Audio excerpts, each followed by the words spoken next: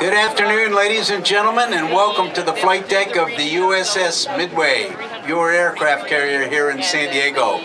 I'm Mac McLaughlin. I'm the president and CEO of the USS Midway Museum, and we are humbled, our board of directors, all our volunteers, and our staff, to have the opportunity to host the 9/11 ceremony, which we do annually.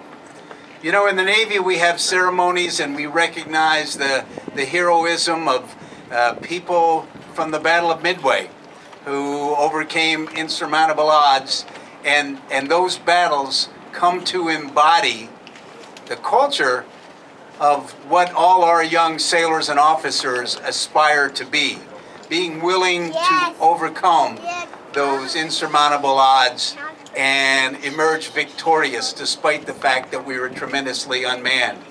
I would suggest that in the coming decades, the 9/11 ceremonies around the nation will become that essence for the first responders of our great nation, who on that day, 13 years ago, were one with your armed forces.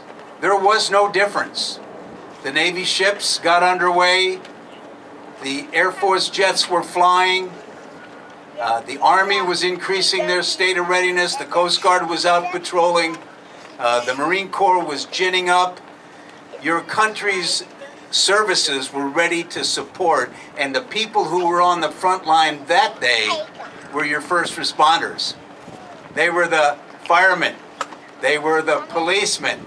They were the people who were charging into those charred remains from this inexplicable act of terrorism that our nation never saw.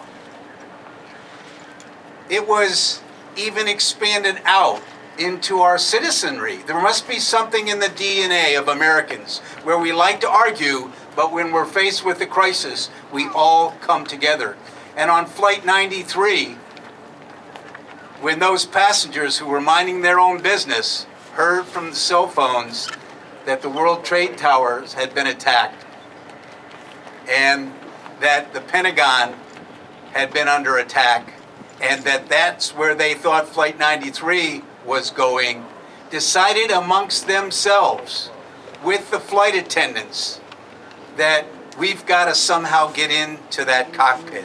Imagine sitting back there in coach, just trying to get someplace out west, and all of a sudden being diverted into a combat role. And those Americans rose to the now infamous call of "Let's roll," the last words heard from Flight 93 until their heroic act in Shanksville. So those are great Americans. Those are great American attributes, and we need to continue to meet on an annual basis to celebrate their bravery, celebrate their sacrifice, and thank God that we live in the United States of America, where we can build people like that.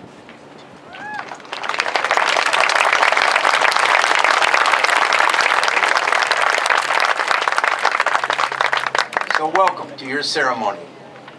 We'll start off with the introduction of the Honor Guards, the presentation of the U.S. Border Patrol Honor Guard, San Diego Sector Orange County Fire Authority Honor Guard, and they will parade the colors with the bagpipes.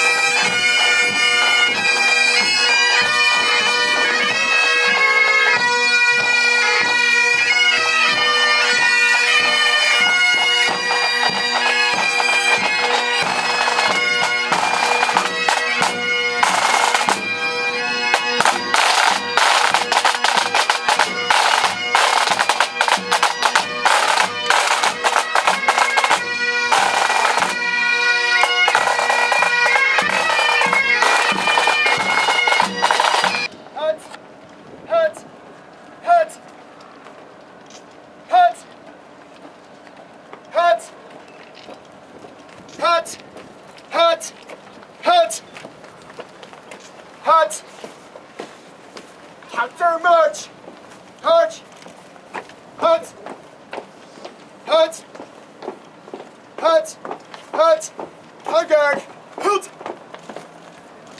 Reset! Killers!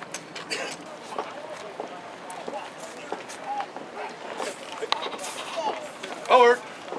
Forward!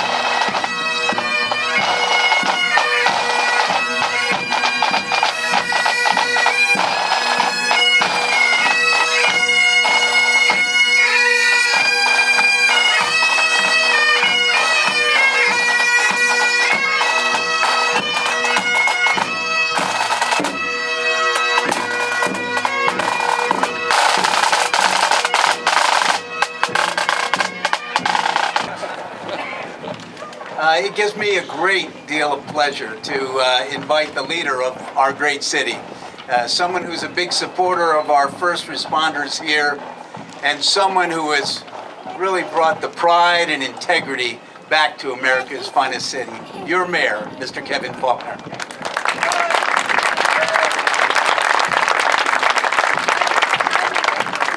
Well, good afternoon, Mac, and thank you. And first and foremost, I want to thank the FDNY retirees of San Diego for inviting me to be here today.